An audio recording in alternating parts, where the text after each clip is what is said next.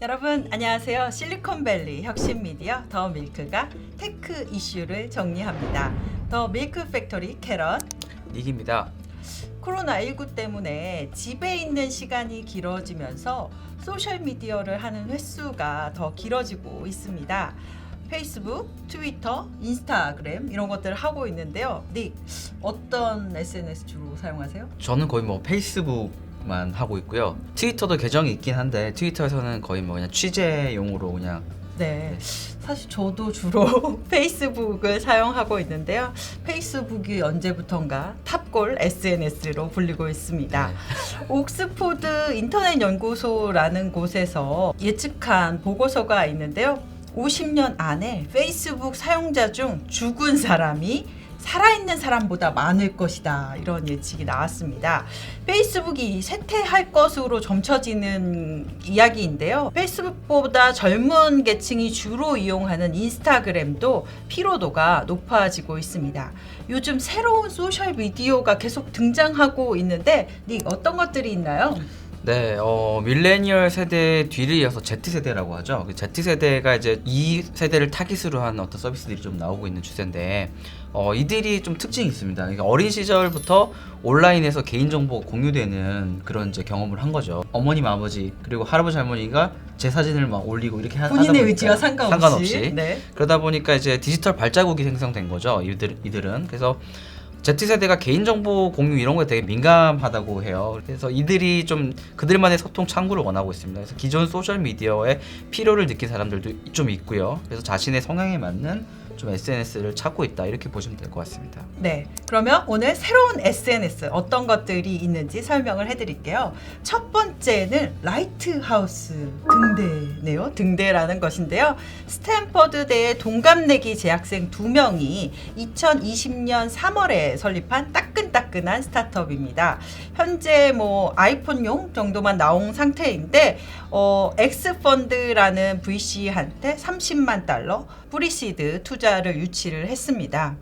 네, 라이트하우스는 이제 좀 더 쉽고 편하게 대화하고 싶다, 이런 Z세대의 욕구에 착안해서 나온 서비스라고 보시면 되는데요. 이 사용자 경험, UX가 좀 간단하다, 이렇게 이해를 하시면 될 것 같습니다. 이게 사실은 직접 해보셔야지 좀 느낌이 감이 오실 텐데, 화상 통화를 받고 싶은 이런 사람들이 버튼을 눌러서 등대라는 표시가 있어요. 표시를 켜두면은 친구들이 그 신호를 보고 얘가 지금 등대가 켜져 있구나 하면서 딱 연결을 할 수 있는 약간 이런 기능이라고 보시면 되고요. 이야기하고 싶은 주제나 이런 뭐 테마도 잡아서 그런 그 방을 개설해서 또 대화를 할 수 있어서 그 신입생들이라든지 이런 대학생 새내기들 이런 분들한테 되게 큰 인기를 끌고 있다고 합니다. 네, 이 라이트하우스라는 앱이 지금 이제 미국 실리콘밸리 네. 스탠포드 학생들 사이에서 인기가 있는데, 사실 페이스북도 처음에 그 하버드에서 인기가 있었던 그렇죠, 거였잖아요. 그렇죠. 네. 네, 이런 라이트하우스가 있고요. 또 다른 SNS가 있는데요. 여기도 하우스가 붙어요. 네. 네.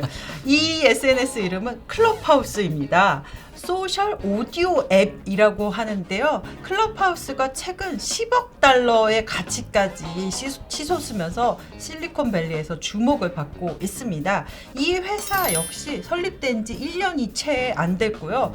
매출도 나오지 않는 스타트업이었는데, 실리콘밸리 유명 VC들이 서로 투자하겠다고 막 투자가 몰렸습니다. 그래서 안드리센 호로이츠, 여기 페이스북에 투자했던 데죠. 네네. 여기가 클럽하우스에 투자를 했습니다. 원래 이 안드레슨 호로이츠가 지난해 클럽하우스의 시리즈 A에 1200만 달러 규모로 라운드를 이끌었었는데요. 이번 라운드에 10억 달러의 가치로 다시 투자를 했습니다. 이렇게 설립된 지 1년도 안 된 회사가 거의 한국 돈으로 1조 원이 넘는 가치를 인정받고 있습니다. 네, 비상장 기업이 1조 원 가치를 가지면 이제 유니콘이라고 하는데, 설립된 지 1년 만에 유니콘에 등극한 그런 스타트업이라고 생각하시면 되고요.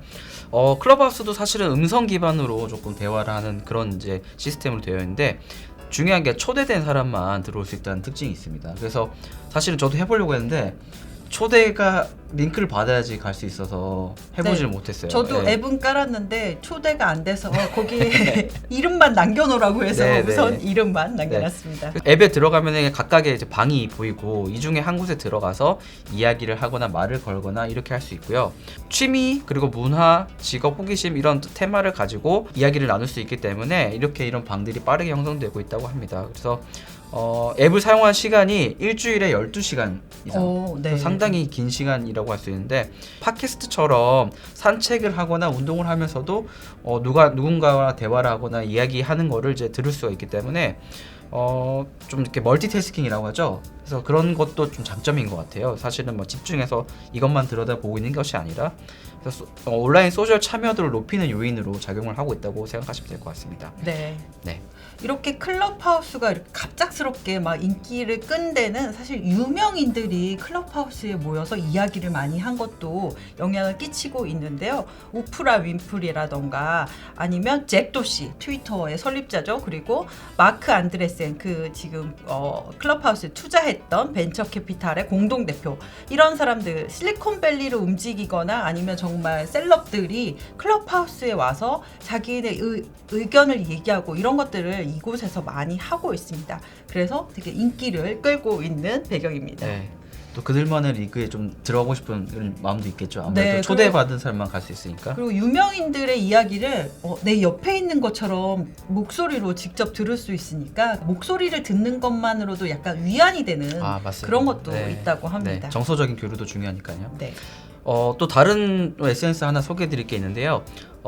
약간 좀 성격이 다릅니다. 이 SNS는 이제 팔러라고 하는 SNS인데 정치 소셜 미디어거든요. 그래서 트럼프 대통령 때문에 사실은 되게 화제가 됐던 그런 이제 SNS라고 보시면 됩니다. 트럼프 전직 미국 대통령이 트위터에 대한 좀 불만을 많이 가지면서 왜냐하면 트위터가 트럼프 대통령의 계정을 좀 제재를 많이 했거든요. 왜냐하면 뭐 폭력을 조장한다 이런 이유로 제재를 했더니 그러면 팔러를 써라 이러면서 뭐 지지자들한테 이렇게 쓰라고 얘기하기도 하고 그러면서 이제 지난 미국 대선에서 보수주의자 그리고 일부 극단주의자 또 이제 공화당 추종자 이런 분들이 대거 팔러로 몰렸습니다. 그래서 팔러는 플랫폼에서 어떤 콘텐츠도 감시하지 않는다 이런 거를 되게 내세우고 있어요. 그래서 2008년 시작됐는데 되게 빠르게 사용자가 늘었고요. 헤지펀드 투자자인 로버트 머서의 딸 레베카 머서라는 사람이 있는데 이런 분도 이제 팔러에 투자를 해서 또 유명세를 타기도 했습니다. 언론 자유를 위한 중립적인 플랫폼이라고 아까 말씀드렸다시피 계속 강조를 하고 있고요. 콘텐츠 추천 알고리즘을 사용하지 않고 사용자 데이터도 거의 수집하지 않는다고 또 얘기를 하고 있습니다. 알고리즘 사용하지 않으면 어떻게 돌아가느냐 이게 궁금하실 수가 있는데 자원봉사자 개념이 있다고 해요. 그래서 이런 콘텐츠를 추천해주고 이런 거를 역할을 사람이 하는 거예요, 한마디로. 그래서 이런 분들이 커뮤니티 배심원이라고 하는데 이런 분들이 역할을 대신하면서 증오 발언이나 폭력 이런 거를 또 필터 여부를 어떻게 필터링할지 이런 것도 이분들이 결정을 하고 이런 식으로 운영을 하고 있다고 합니다. 네. 이렇게 팔러의 그런 정치적 성향을 가진 고객들이 많이 증가를 했는데요. 사실 팔러도 순탄치는 않습니다. 이제 구글은 구글 플레이에서, 애플은 앱스토어에서 팔러 앱을 퇴출시켰습니다. 네. 이번에 그 미국에서 의사당의 그 난입한 사건에 팔러가 이용됐다. 네. 이런 것들, 그러니까 그들의 의사소통 창구로 이용이 됐거든요. 그래서 퇴출을 시켰고요. 또 더 재밌는 거는 이제 팔러가 AWS 상에서 운영이 되고 있었어요. 웹 호스팅을 AWS에서 하고 있었는데 AWS가 팔러에게 너네 여기서 나가라 하고 얘기를 했고 또 서비스를 아예 종료시켜 버렸습니다. 네. 그러니까 팔러 입장에서는 아니 돈 내고 쓰고 있는데 뭐 이렇게 된 거죠. 그래서 팔러가 지금 소송을 했습니다. AWS가 자기네 서비스 운영을 막은 거는 부당하다 하고 소송을 했는데요. 미 연방 법원이 그 AWS 웹 호스팅을 복구해달라는 팔러의 가처분 신청을 기각했습니다. 그 판사는 팔러가 콘텐츠를 관리하는 효과적인 시스템을 마련할 때까지 AWS로부터 팔러를 복귀할 만한 근거가 없다. 그러니까 약간 완전 기각은 아니고 팔러가 뭔가 그런 기준을 마련하면 그때 AWS가 복귀하게 해줘라. 이렇게 말을 한 거죠. 팔러는 계속해서 소송을 참 진행하겠다라고 이것도 얘기하고 재밌는 있습니다. 이슈 같아요. 퍼블릭 클라우드라는 게 얼마나 중요해졌는지를 좀 느낄 수 있는 부분이거든요. 사실 어떻게 보면은 서비스를 공급하는 입장에서는, 회사 입장에서는 전기가 끊어진 거 약간 그렇죠. 이런 네네, 느낌이거든요. 네. 그래서 기반 시설이 되어가고 있다, 인프라가 되어가고 있다, 클라우드라는 게 그런 것도 좀 느낄 수 있는 그런 사건이었던 것 같습니다. 그런 어떻게 뭐 기반 시설을 제공하는 업체가 이런 정치적인 이슈나 이런 이유로 또 서비스를 중단시킨다는 것도 되게 어떻게 보면 논쟁이 될 수 있는데요. 그렇죠. 네, 이런 현상도 벌어지고 있습니다. 오늘 새로운 SNS를 좀 소개해드렸는데요. 어떤 것이 좀 끌리시나요? 새로운 곳에 가서 새로운 소셜 활동을 하고 싶으신가요? 저희가 한번 새로운 SNS를 제안해 드렸습니다. 오늘 더 밀크 팩토리는 여기까지입니다. 시청해주신 여러분 고맙습니다.